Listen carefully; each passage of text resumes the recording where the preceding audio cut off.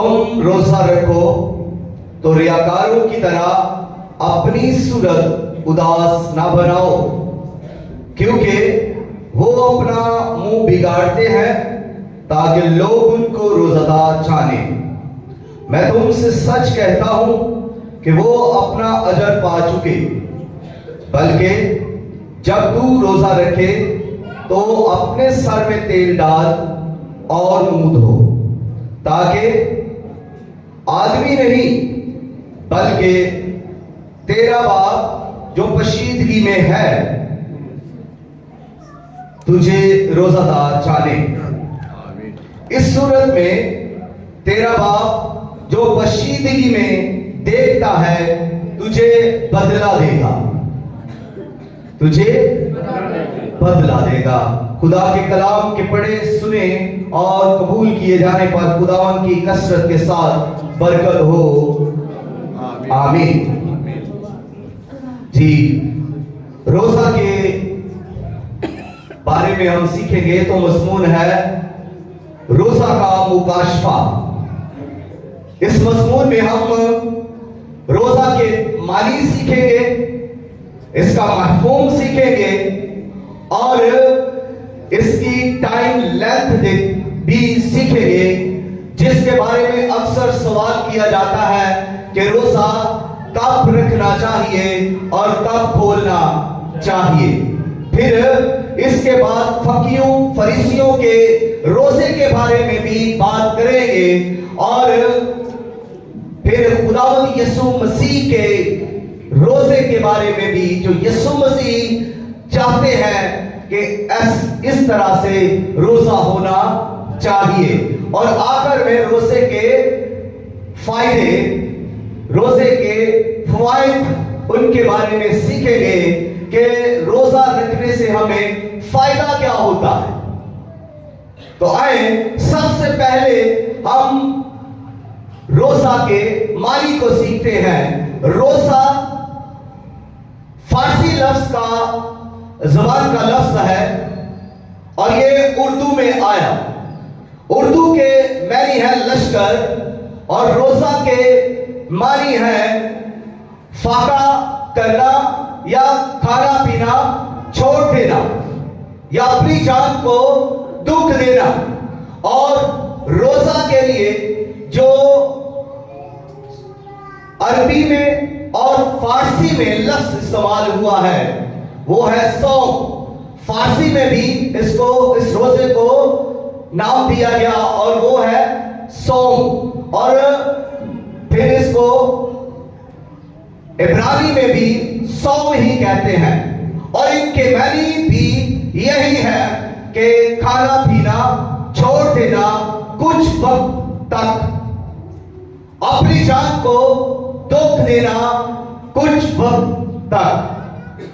और इसके बाद ये लफ्ज इंग्लिश में आता है, इसका मानी है फास्टिंग और दूसरा लफ्ज जो इसके लिए इस्तेमाल होता है वो है लेंट। और इनका मतलब भी यही है कि दुख देना। लेंट का मतलब है दुख देना, अपनी जान को सताना, भूखा रहना, फाका कशी करना। और फिर इसका मफहूम जो रोजे का है वो ये है कि अपनी मर्जी से रज़ाकाराना तौर पर दबाव या प्रेशर की वजह से नहीं, कि बरूनी कुव्वत या ताकत की वजह से नहीं, बल्कि अपनी रजामंदी से अपने आप को खुदा के कदमों में लाना, खाना छोड़ देना, पीना छोड़ देना, गुनाह को छोड़ देना और दुनिया के सारे गंदगी के काम, गुनाह और बदी के काम छोड़कर दुनिया से अपने आप को अलग करके खुदा के नजदीक ले आना, खुदा के कदमों में रख देना। दिलो जान से, बदन से, रूह तक हम पाकीज़गी को इख्तियार करें। यह है रोजे का महफूज। अब आगे बढ़ते हुए जो तीसरी चीज है वो है रोजा की टाइम लेंथ, कि रोजा कितना लंबा होना चाहिए। कुछ इस वजह से नहीं रखते कि रोजा ज्यादा लंबा है, तो कुछ लोग इस वजह से नहीं रखते कि जी हमें रोजे का पता नहीं कि किस टाइम रोजा रखा जाए, और वो इस कीमती और रूहानी मकसद से महरूम रह जाते हैं। जब बाइबल मुकद्दस का मुताला किया जाता है तो रोजे की अहमियत को और अफादियत को देखा जाता है कि रोजे की एक फजीलत है, रोजे की एक अहमियत है, रोजे की अफादियत है। और ये रोजा अंबियाओं ने रखा, बादशाहों ने रखा, पैगंबरों ने रखा, और खुद यहां तक के खुदावंद यीशु मसीह कलमाए खुदा, कलमाए हक, रूहे पाक खुदा यीशु मसीह जो हमारा नजात दहिंदा है, उसने भी ये रोजा रखा। और वो सिर्फ या बताता चलूं कि एक ही रोजा उन्होंने नहीं रखा, जिस तरह वो दुआ में सारा टाइम गुजारते, जो वो पूरी पूरी रात दुआ कर सकते हैं, तो वो क्या रोजा नहीं रख सकते? वो तो 40 दिन का जब उन्होंने फाका किया है, उसके बाद भी वो रोजे और दुआ के अंदर उन्होंने सारा वक्त गुजारा। इसीलिए तो वो फरमाते हैं कि इंसान सिर्फ खाने पीने के सबब से ही जिंदा ना रहेगा, बल्कि खुदा के मुंह से निकलने वाली बातों के सबब से वो जिंदा रहेगा। तो पहला रोजा जो खुदा ने बाइबल मुकद्दस के अंदर दिया, वो एक दिन का रोजा, एक दिन का, यानी शाम से शाम तक, एक शाम से अगली शाम तक, जब सूरज गरूब होता है।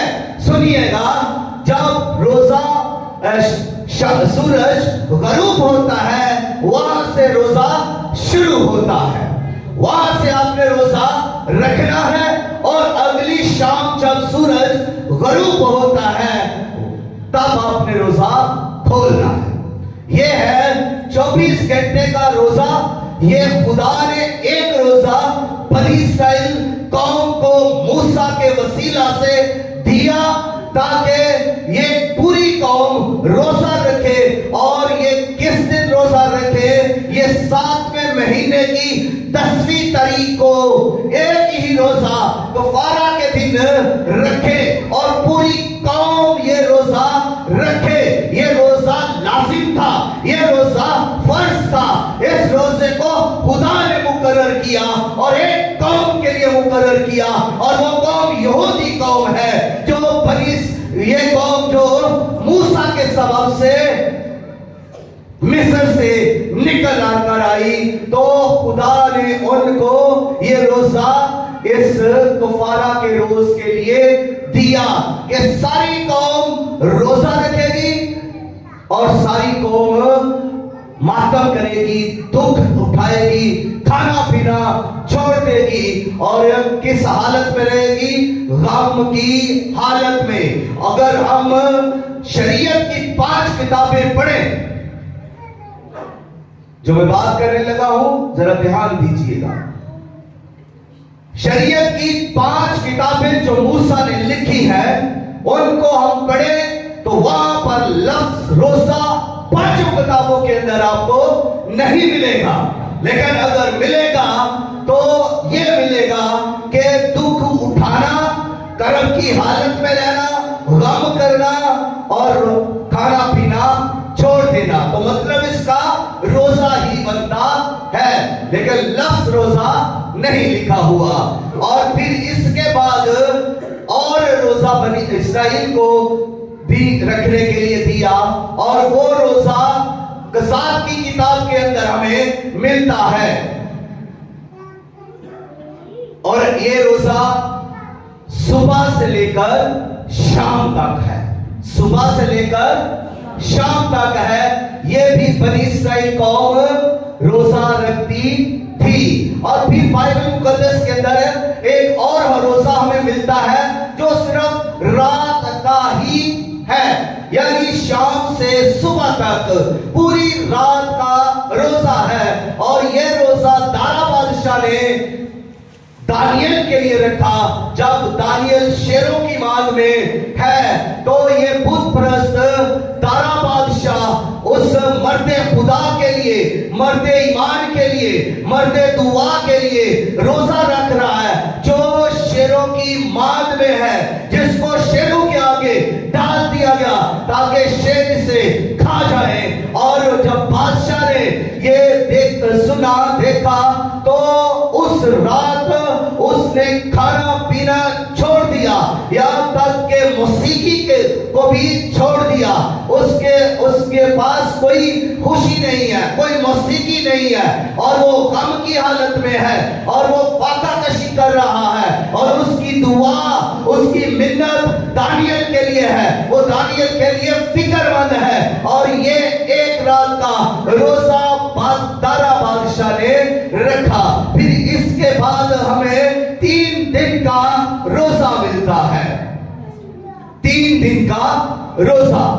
और 3 दिन का रोजा सबसे पहले हमें आस्तर की किताब के अंदर मिलता है। जब मर्दकी के लिए साजिश की गई, उसको सजा दी गई, उसके लिए जब एक बड़ी सूली बना दी गई 50 हाथ ऊंची, और उस पर उसको टांग देने के लिए हुक्म जारी था, तो आस्तर मलका ने अपनी कौम को और उसको बचाने के लिए रोजा रखा। और उसने कहा कि रोजा की मुनादी करो, सारी कौम मेरे लिए रोजा रखे। किसके लिए रोजा रखे? आस्तर मलका के लिए सारी कौम रोजा रखे, मैं और मेरी सहेलियां भी रोजा रखेगी। इनके सामने एक बड़ा मकसद है, इनके सामने एक बड़ा टास्क आ गया है जिसको इन्होंने अचीव करना है, और इस बड़े मकसद को हासिल करना है, जीतना है, अपनी कौम को बचाना है, और उस शख्स मर्दकी को भी बचाना है जिसके खिलाफ ये सजा जारी हो चुकी है। और इसका हल ये था कि पूरी कौम रोजा रखे, और मलका आस्तर ने भी रोजा रखा, उसकी सहेलियों ने भी रोजा रखा, और सारी कौम ने भी रोजा रखा, और ये 3 दिन का रोजा रखा गया, 3 दिन का रोजा। फिर इसके बाद एक और हमें 3 दिन का रोजा मिलता है, वो है यूना नबी, जिसको पानी के अंदर फेंक दिया गया और वहां से मछली ने उसे निकल लिया, और वो शख्स यूना नबी जो है वो एक बड़ी मछली के पेट के अंदर चला गया, और 3 दिन तक उसने वहां पर ना कुछ खाया ना कुछ पिया। वो रोजा की हालत में वहां पर है, वो फाका की हालत में वहां पर है। और इसके बाद एक और शख्स है जो जिसने 3 दिन का रोजा रखा, वो है पालूस, वो है पालूस। और पालूस रसूल जब दमिश्क की राह पर जा रहा है तो खुदावंद उस पर जाहिर हुए, खुदावंद का नूर उस पर चमका, और वो अपने घोड़े से नीचे गिरा, और खुदावंद ने कहा, ऐ सऊल तू मुझे क्यों सताता है? और वो उसको देख नहीं सकता था क्योंकि उसका नूर इस कदर तेज था कि उसकी आंखें बंद हो गई, और उसने सिर्फ उसकी आवाज को सुना। और इसके बाद वो इस राह से, यानी दमिश्क की राह से उठकर हनन्याह नाम एक खादम के घर में जाता है, और 3 दिन तक उसने ना कुछ खाया ना कुछ पिया और ना कुछ देखा, और उसकी आंखें बंद रही। 3 दिन तक आंखें बंद रही, ना उसने खाया ना पिया, यानी फाका की हालत में, रोजा की हालत में रहा। और फिर उस पर हाथ रखकर हनन्याह ने दुआ की तो उसकी आंखें खुल गई, और उसके बाद उसने खाया और पिया। इसके बाद हमें 4 दिन का रोजा मिलता है और 4 दिन का रोजा हमें अमाल की ही किताब के अंदर 10वें बाब के अंदर मिलता है। कुरनेलियस के बारे में है कि वो लिखता है कि जब मैं 4थे दिन दुआ कर रहा था तो मुझे खुदा के फरिश्ते ने बताया कि तू पतरस नाम के शख्स को अपने घर में बुला और उससे कलाम को सुन। और फिर हमें इसके बाद 7 दिन का रोजा मिलता है जो बाइबल मुकद्दस के अंदर है, 7 दिन का रोजा। और 7 दिन का रोजा शमूएल की किताब के अंदर दर्ज है। तो जब ये रोजा दाऊद नबी ने रखा 7 दिन के लिए, किसके गम में रखा? साउल के गम के लिए। जब साउल को कत्ल कर दिया गया तो दाऊद गमज़दा हुआ, दाऊद ने दुख किया और उसने 7 दिन तक रोजा रखा। फिर दाऊद ने दोबारा रोजा 7 दिन का रखा। जब उसका बेटा बीमार हो गया, मरने को था और उस वक्त वो रोजे की हालत में आ गया, उसने खाना पीना छोड़ दिया और वो नीचे जमीन पर बैठ गया और वो दुआ करने लगा, वो मिन्नत करने लगा कि खुदा को शायद तरस आए और खुदा मेरे बेटे को शिफा दे और मेरे बेटे को मरने से बचा ले। लेकिन ये पैगाम तो उससे नातन नबी के वसीला से पहले ही पहुंच चुका था, क्योंकि उसने गुनाह किया था, उसने ज़िना किया था, उसने कत्ल किया था, दोनों बड़े जुर्म हैं। इस वजह से नातन नबी के वसीला से खुदा उससे कलाम करता है कि तू अगरचे बादशाह है, अगर तू नबी है, तो अगरचे तू 2 बार वसा किया गया है तो भी तू गुनाहगार है, तूने गुनाह किया है, तू मेरी जात से बच नहीं सकता। इतना है कि मैं तेरी जान ना लूंगा, लेकिन तेरे लिए सजा यह है कि इस औरत से जो बेटा पैदा होगा मैं उसे मार दूंगा, वो जिंदा ना रहेगा। इसलिए पैगाम खुदा की तरफ से जारी था। तो भी दाऊद 7 दिन तक रोजे की हालत में गम करता रहा, खुदा के सामने मिन्नत और फरियाद करता रहा कि खुदा को शायद तरस आए और वो मेरी दुआ को कबूल करे और मेरा बेटा बच जाए। लेकिन उसका बेटा मर गया 7वें दिन और उसके जो जानशीन थे, उसके साथी जो थे, किसी ने भी उसको बताने की हिम्मत या जुर्रत ना की, क्योंकि दाऊद से सभी लोग डरते थे। किसी ने इतनी हिम्मत नहीं की कि जाकर कहे कि दाऊद तेरा बेटा मर गया है। जब वो आपस में बातें कर रहे हैं तो दाऊद ने देखा और दाऊद जान गया कि मेरा बेटा मर चुका है। तो उन्होंने दाऊद ने उनसे पूछा क्या बेटा मर गया है, लड़का मर गया है? तो उन्होंने कहा हाँ मर गया है। उसी वक्त से वो वहां से उठा और उसने कहा खाना लगाओ, नहाकर वो खाने पीने लगा। और क्योंकि वो जानता था और उसने कहा कि अब मैं ये मेरे पास नहीं आएगा बल्कि मैं ही इसके पास जाऊंगा। इस तरह दाऊद ने 7 दिन के 2 रोजे रखे और फिर हमें इसके बाद 14 दिन का रोजा भी मिलता है। और 14 दिन का रोजा भी पौलुस रसूल ने रखा जब वो करीते की तरफ सफर कर रहे थे, जब उनका ये आखिरी सफर था रोम की तरफ, रोम उनकी मंजिल थी, वहां उन्होंने गवाही देनी थी और वहां पर ही वो शहादत पा गया। और जब वो समुद्री सफर कर रहा है उसके साथ 270 कैदी भी है और तूफान आ गया और कश्ती जो जहाज था वो भी टूट गया। तो जहाज के टूटने से पहले वो खड़ा हुआ और पौलुस ने कैदियों सभी से कहा कि भाइयों हमें फाका करते करते आज 14 दिन हो गए हैं तो मैं तुम्हें सलाह देता हूं कि कुछ खा पी लो, क्योंकि आगे बहुत हमें मुश्किल का सामना करना है और ये हमारे लिए फायदेमंद होगा।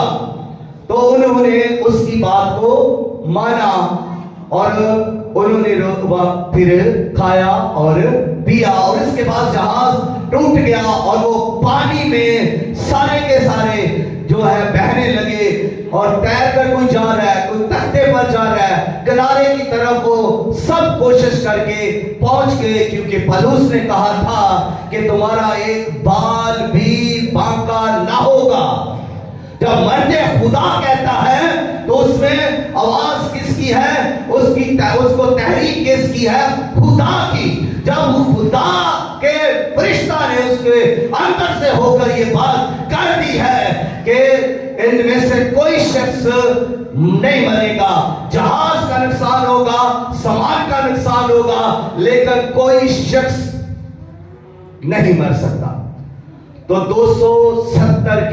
270 ही किनारे पर पहुंच गए, क्योंकि ये खुदा की तरफ से आवाज थी। और इसके बाद हमें 21 दिन का रोजा मिलता है, और ये दानियल की किताब के अंदर दानियल नबी ने इस रोजे को रखा। जब वो दुआ कर रहा है और दुआ करते करते उसने कहा कि मैं इसी दुआ के अंदर खुदा से जवाब लूंगा। तो वो सुबह से शाम तक दुआ कर रहा है, लेकिन जवाब ना आया। फिर उसने दूसरे दिन तक रोजा रखा, फिर तीसरे दिन, चौथे दिन जवाब नहीं आया, पांचवें दिन रोजा रखा, जवाब नहीं आया, छठे दिन रोजा रखा, जवाब नहीं आया। मुसलसल फाका के अंदर है, मुसलसल भूख के अंदर है, मुसलसल प्यास के अंदर है, मुसलसल दुख उठा रहा है, जवाब नहीं आ रहा। क्यों नहीं आ रहा? आसमान पर जंग हो रही है। खुदा का फरिश्ता तो खुदा का पैगाम लेकर जमीन पर आ रहा था, लेकिन फारिस के मौकुल ने उसे आसमान में रोक लिया।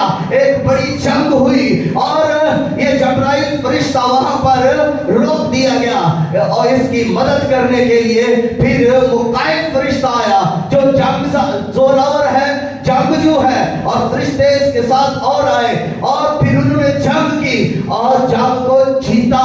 तब जब्राइल फरिश्ता खुदा का पैगाम लेकर दानियल के पास आया, और उस वक्त तक 21 रोज हो चुके थे, और 21वीं रोज वो फरिश्ता आकर दानियल से कहता है, ऐ मर्दे दुआ, मर्दे खुदा, तेरी दुआ तो पहले रोज ही कबूल हो गई थी और मैं उसका जवाब लेकर आ रहा था, और इस तरह से मैं आसमान पर रोक लिया गया। मुझे शैतान और उसके फरिश्तों ने रोक लिया, और फिर एक बड़ी जंग हुई, और जंग खत्म होते होते जीतते जीतते आज इतने दिन हो गए हैं। देखिए, हम अक्सर किसी मकसद के लिए जब रोजा रखते हैं तो उस वक्त हम क्या करते हैं? हम एक दिन का रोजा रखते हैं, दुआ का जवाब आए या ना आए, हिम्मत आगे नहीं पड़ती। अगर दुख देना है तो फिर दुख दें अपने आप को, मकसद को पूरा किए बगैर वहां से ना हिले, ना उठे, उसको तजर्बा करें। जो कुछ आपने मांगा है क्या वो मिल गया है? अगर तो मिल गया है तो शुक्रगुजारी करें, अगर नहीं मिला तो अपने आप को और दुख दे। खुदा आपको दुख में नहीं देख सकता, खुदा आपको कर्म में नहीं देख सकता, खुदा आपको भूखा नहीं देख सकता, खुदा आपको प्यासा नहीं देखता। खुदा मेहरबान है, खुदा मोहब्बत करता है, खुदा आप पर निगाह लगाए रखता है, खुदा आपकी सूरतों को अपने हाथ की हथेली में खोले हुए है, और वो जब चाहता है आपको देखता है, अपना हाथ ऐसे खोलता है और वो आपको देख लेता है। वो इतने करीब आपको रखता है। कुदरत वाला खुदा, मोहब्बत करने वाला खुदा, शफकत फरमाने वाला खुदा आपको शफकत के ताज पहना रहा है, रहमत के ताज पहना रहा है, सलामती के जूते पहना रहा है, और अपना लगते जिगर आपके लिए दे दिया कि आप गुनाह में ना मरे। आपके लिए उसने दूसरा मददगार बख्श दिया ताकि आप उस रूहुल कुद्स को लेकर शान से, रौब से और पकीज़ा जिंदगी बसर करें और खुदा की हमद तमजीद करें और रूह से दुआ करें, रूह से परस्तश करें। खुदा इतना कुछ आपको दे रहा है तो वो कैसे आपको बिलखता, तड़पता, रोता हुआ देख सकता है। जब कोई शख्स, कोई मर्द दुआ करने वाला, कोई रोजा रखने वाला, जब परस्तश करने वाला कोई शख्स दुनिया में से निकलकर खुदा की हज़ूरी में आता है, भूखा होकर, प्यासा होकर खुदा का तालिब हो जाता है, तो उसका कोई भी मकसद हो अच्छा, बुरा नहीं, हो अच्छा मकसद हो जिसमें खुदा को जलाल हो मिले और जिसमें उस शख्स का फायदा हो रहा हो। खुदा उसकी मदद करता है, खुदा अपने एंजल्स को भेजता है, खुदा उसकी मदद के लिए रूहुल कुद्स को भेजता है और रूहुल कुद्स जुम्बश करता है, रूहुल कुद्स वो काम करता है, रूहुल कुद्स उसकी मदद के लिए है। और जो कोई भी एक दिन रोजा रखता है, 2 दिन रोजा रखता है या 3 दिन रोजा रखता है, तो क्या तीसरे दिन तक खुदा भूल चुका है?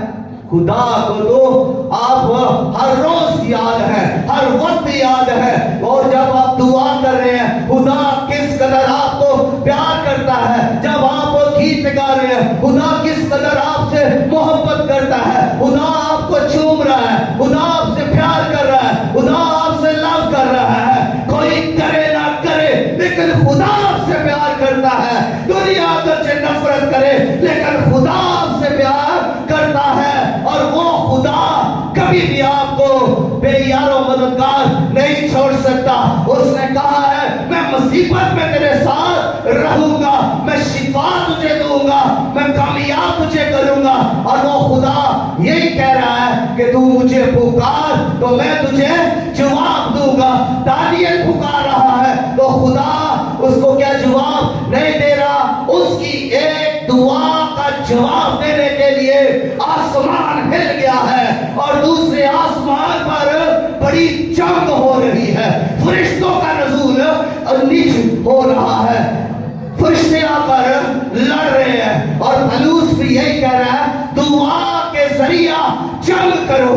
आप दुआ करने वाले तो बने, आप रोजा रखने वाले तो बने, आप इस जंग को स्टार्ट तो करें।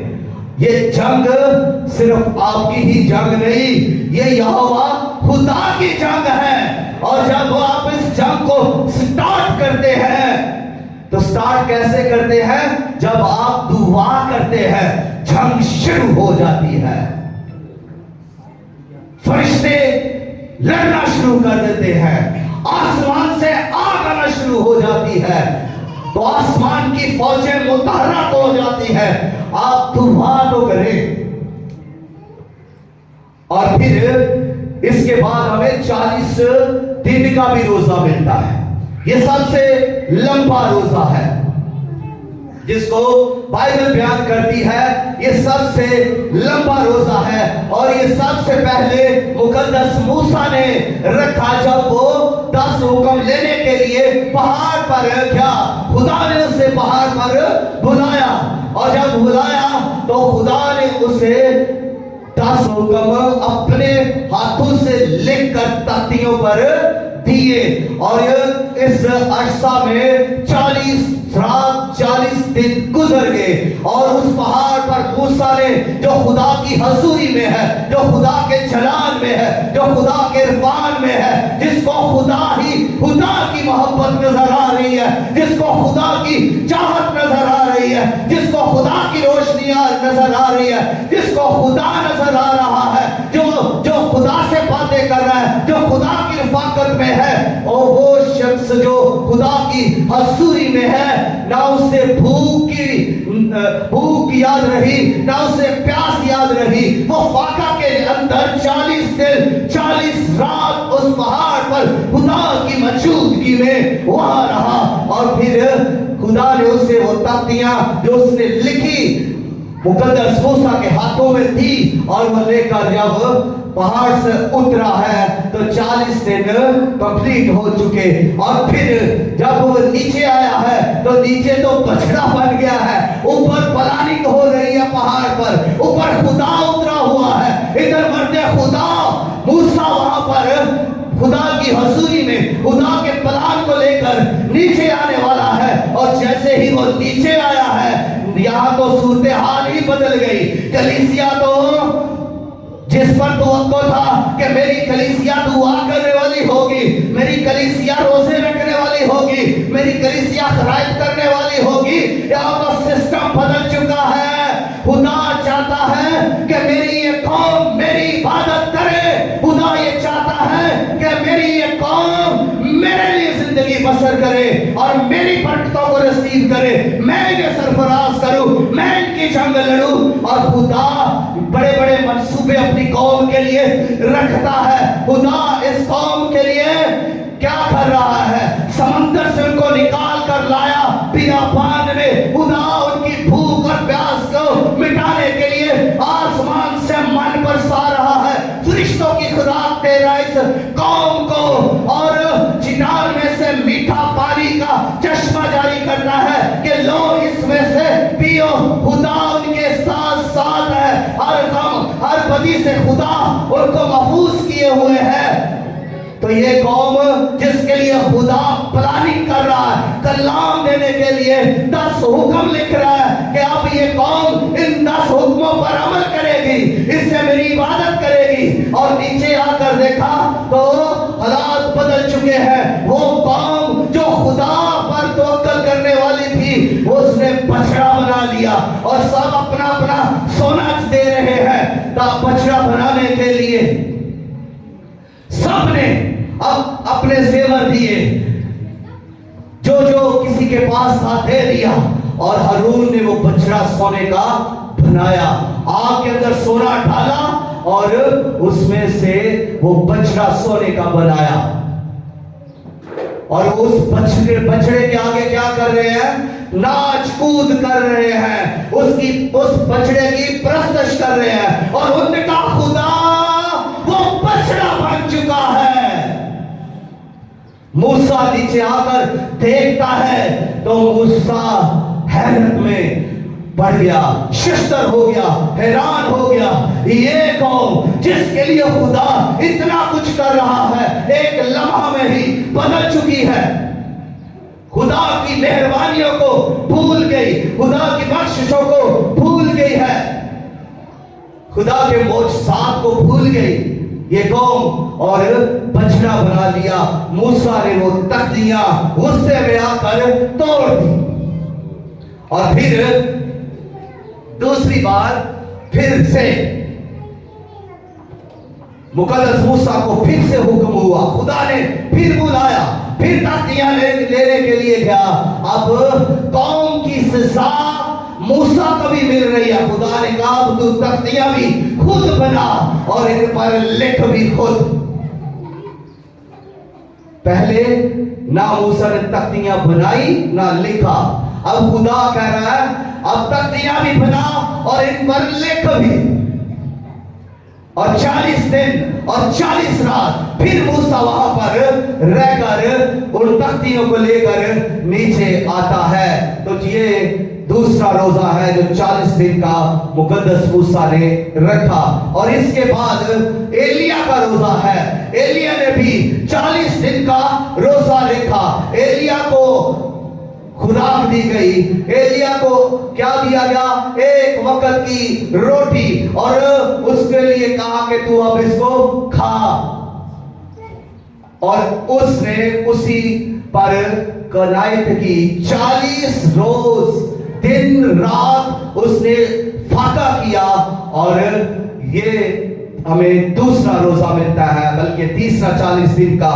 फिर खुदा यीशु मसीह, खुदा के लहते जिगर यीशु मसीह, कलमाए हक यीशु मसीह, हमारी निजात का सिंह, जब बपतिस्मा लेते हैं और वहां उनको क्या हो बियाबान में डूले जाता है। वहां वो बियाबान में चले जाते हैं और वहां पर लिखा है कि 40 दिन 40 रात उन्होंने कुछ ना खाया, ना कुछ खाया ना कुछ पिया।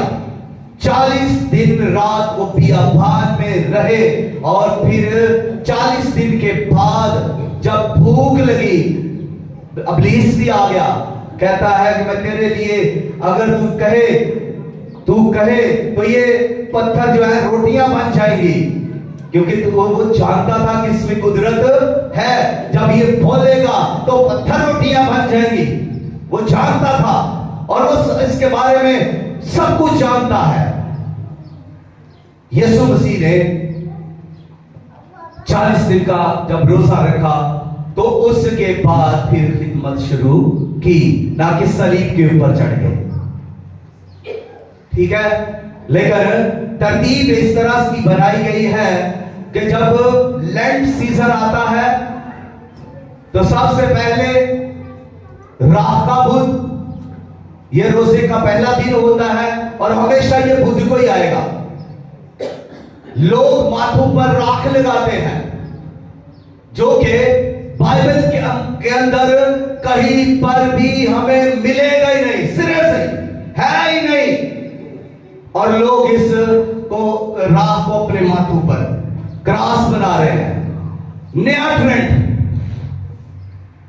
कि जी हमें क्या है, दुख है। जिन्होंने राख मली उनका जिक्र है और वो राख अपने सरों में डालते थे।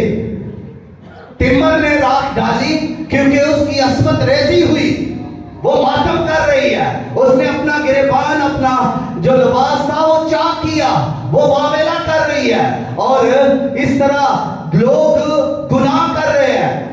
वो लोग अब जब तौबा करते हैं तो उस वक्त वो अपने सरों में राख डालते हैं और टाट ओढ़कर बैठ जाते हैं। लेकिन हम जो मसीह यीशु मसीह में हैं, हम कब तक तौबा करते रहेंगे? क्या एक तौबा हमारे लिए काफी नहीं? क्या हम एक सच्ची तौबा नहीं कर सकते? क्या हम एक हकीकी तौबा नहीं कर सकते? जब हम एक हकीकी और सच्ची तौबा कर लेते हैं तो हमें माफी मिल जाती है, खुदा हमें माफ कर देता है, सारे गुनाह खुदावंद यीशु मसीह अपने ऊपर खींच लेता है और हमें पाक कर देता है और हम बच्चे की मानिंद धुल कर पाक और साफ हो जाते हैं, क्योंकि बाइबल ये कहती है कि उसने हमारी सारी बदकारी अपने ऊपर ले ली। तो फिर कौन सी गलती खुदा रह गई जो यीशु मसीह ने अपने ऊपर नहीं ली, जिसके लिए हम खाक पर भरोसा करें, जिसके लिए हम कुर्बानियों पर भरोसा करें? क्या कुर्बानियां यीशु की कुर्बानी से बढ़कर है? क्या कोई लहू यीशु के लहू से बढ़कर है? क्या राख यीशु के लहू से बढ़कर है? अगर अपने ऊपर लगानी ही है तो यीशु मसीह के पाक लहू की पाक लगाएं, यीशु का लहू अपने ऊपर लगाएं। यीशु मसीह का लहू हमें बुझाएगा, छुड़ाएगा, आजाद करेगा, बहाल करेगा, माफी देगा। अगर हमसे कोई गुनाह सरजद हो भी जाता है तो वो जो बाप की दानी तरफ बैठा है, वो जो किबरिया की दानी तरफ बैठा है, वो ऐसे नहीं बैठ गया, वो कुदरत के साथ बैठा है, वो खुदा के पूरे प्लान को पूरा करके वो वहां पर बैठा है। और अब वो वहां पर ना सिर्फ निजात दहिंदा बल्कि शिफायत कनिंदा भी है। वो शिफायत कर रहा है कि इस बेटी ने अगर गुनाह किया है तो ऐ बाप इसको मेरे खाते में डाल दे। मैंने इसके लिए अपना खून बहाया है, मैंने इसके लिए कोड़े खाए हैं, मैंने इसके लिए मार खाई है, इसके गुनाह तू मेरे हिसाब में आने दे। वो कुदूस खुदावंद हमारी शिफायत अब भी कर रहा है, इसीलिए तो हम आप बरकत है, वो शिफायत कर रहा है, वरना हम अपने गुनाहों में मर जाते, हमें कुछ ना मिलता, हम दूसरों की तरह सिसकते रहते। आज दुनिया के पास गाड़ी, बंगले, रुपया, पैसा, बिजनेस, इज्जत, शौहरत सब कुछ है, लेकिन रूहानी बरकतें नहीं है।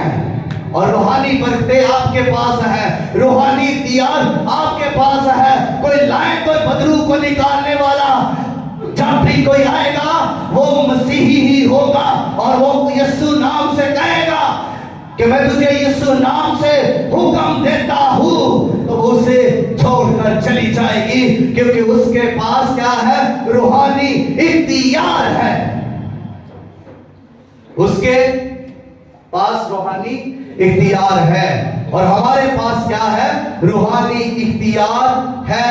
ये हमें यीशु मसीह के वसीला से मिला है। अब फकीयों और फरीसियों के रोजे की भी थोड़ी सी बात कर लो, टाइम बहुत हो गया, कावल ने बता दिया, थैंक यू।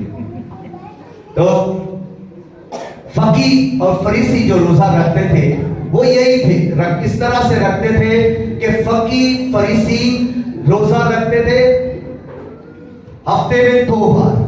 वो सवार को रोजा रखते, वो जुमेरात को रोजा रखते, और उनका रोजे का पैटर्न क्या है? जरा तरीकाकार उनका देखिए। वो रोजा रखते हैं, सर में खाक डालते हैं, मुंह पर सफेदी मल लेते हैं, और टाट ओढ़ लेते हैं, और टाट ओढ़ने के बाद फिर उन्होंने अपने चेले रखे हुए हैं जो नरसिंगा उनके आगे आगे फूंक रहे हैं। वो जब रोजा रखते हैं ऐसी सूरत हाल बना लेते हैं, और फिर वो उस वक्त निकलते हैं जब उनको भूख लगती है, जब उनको प्यास लगती है, जब वो डोंगर जाते हैं, जब वो दिखावा करते हैं, और वो बाजारों में आते हैं, और बाजारों में आकर जब वो मंडियों में, बिजनेस की मंडियों में आते हैं, वहां पर आकर वो नरसिंगा फुकवा रहे हैं और चल कर आ रहे हैं, और दूर से लोग देख रहे हैं, देखो ये रासबाज है, ये रोजेदार है, इसने रोजा रखा हुआ है।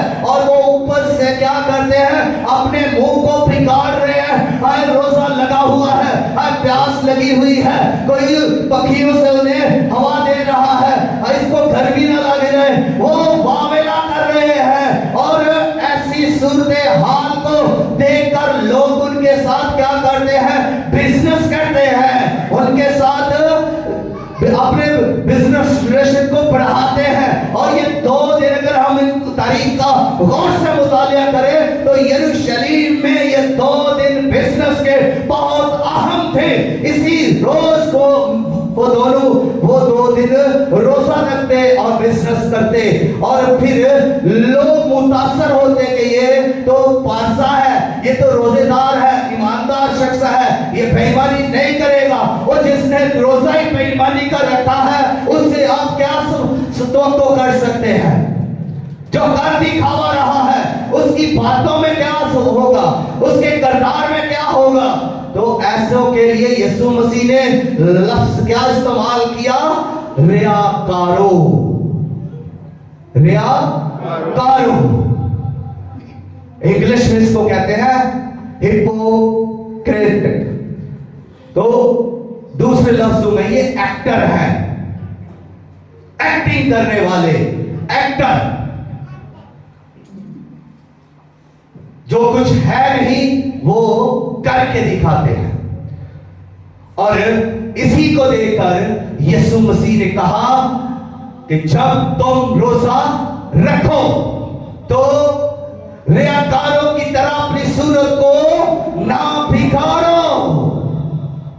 ये है वो रियाकार जो अपनी सूरतों को बिगाड़ते हैं। जब खाक आंखों में जाती है तो आंसू निकलते हैं, और वो जो चेहरे पे सफेदी मली हुई है वो भी धुलती जाती है, चेहरे का हाल खस्ता हो जाता है, नमाया हो जाता है, बत्ती उनकी सूरत बद सी नजर आनी शुरू हो जाती है।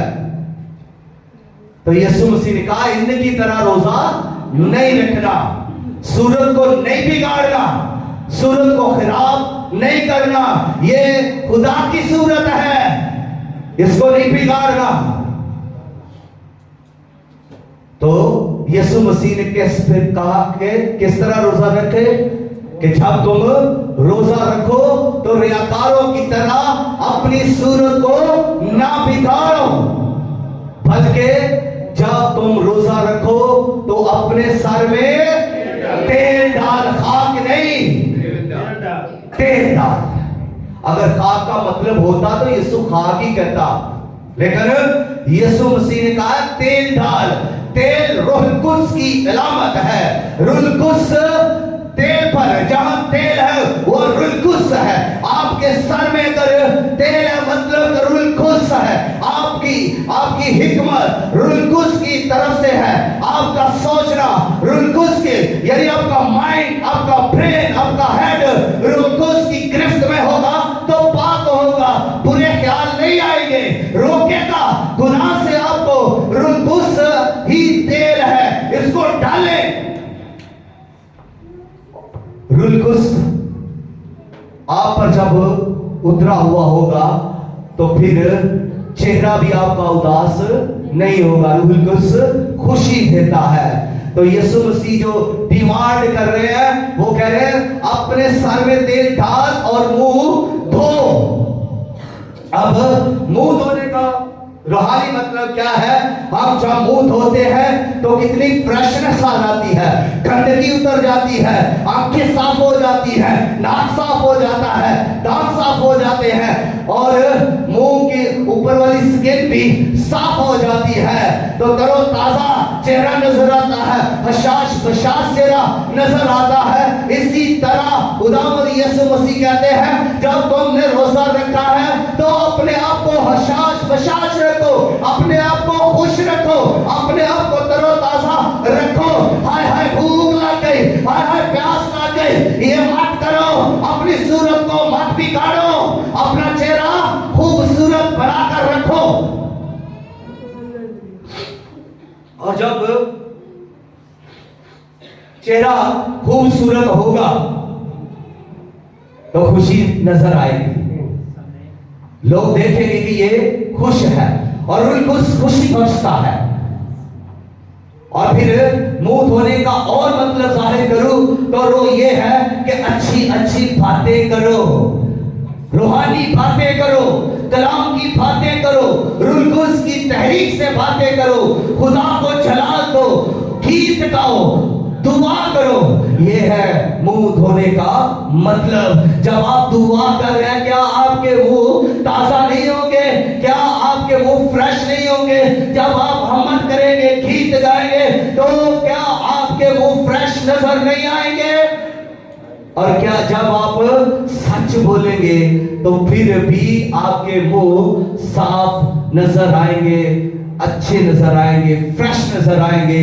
तो दूसरे लफ्जों में हम रोजा रखकर झूठ ना बोलें, मुंह धोए, मुंह धोए, झूठ ना बोलें, चुगली ना करें, गुनाह ना करें, अपने आप को पाक रखें। ये मुंह धोने का और तेल सर में डालने का मतलब यही है कि सर का पांव तू पाक रहे, सर का पांव तेरी सोच खुदा की तरफ लगी हो, तो अपने आप को खुदा के कदमों में रख। और जब तू खुदा के कदमों में अपने आप को रखेगा तो रूह कुद्स तुझ पर आएगा और तू पाक हो जाएगा और तेरी वो खुशी जिसके लिए तूने रोजा रखा है पूरी हो जाएगी। हमने मातम नहीं करना, हमने खुशी में रोजा रखना है। हम जानते हैं कि हम जब रोजा रखते हैं, जब हम दुआ करते हैं तो हमारी सुनी जाती है। और ये खुशी के साथ दुआ करें कि खुदा हमारी सुनता है। ये खुशी के साथ रोजा रखे कि खुदा हमारा रोजा कबूल करता है और खुदा को ये रोजा पसंद है और ये हमारे लिए खुशी की बात है और ये खुदावंद को ऐसा रोजा पसंद है। तो रोजा के आज चंद फायदे बोल के जरा बंद करता हूं। रोजा इंसान और खुदा के दरमियान में रफाकत को पैदा करता है। रोजा इंसान और खुदा के दरमियान ताल्लुक को पैदा करता है, मोहब्बत को बढ़ाता है, खुदा के रहम को रोजा बढ़ाता है। खुदा रोजा इंसान की इज्जत को खुदा की नजर में बढ़ा देता है। रोजा आपको रूहानी चमक देगा, रोजा आपकी बरकत को चमका देगा, रोजा आपको बहाल कर देगा, रोजा आपको कामयाब कर देगा, रोजा आपको खुदा की कुर्बत में ले आएगा। देगा और रोजा आपके बिजनेस में आपको कामयाबी देगा। हालांकि वो एक और काम है, तो भी रोजे के वसीला से हम बरकत पा सकते हैं। माली, खातानी, कारोबारी, हर तरह की बरकतें हम पा